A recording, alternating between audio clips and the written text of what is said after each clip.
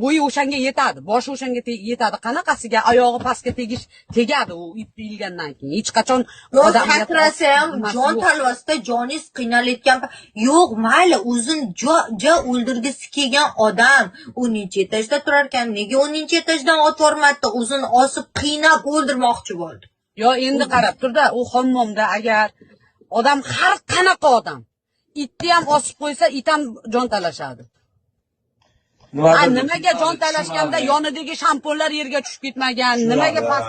Nimaga u narsaga yatta hamma kirib turib ekspertiza bo'ladigan joyda yana qaytadan tekshirilishi mumkin-ku, hamma narsani ushlayapti. Nimaga ushlashyapti?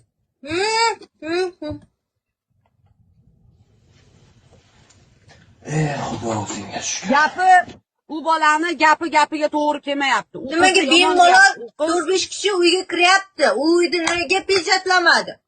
Men u qizni bilardim. U qizchi ichkilikni ichmaydigan qiz edi. Men bilmadim undan keyingisi nima bo'lgan.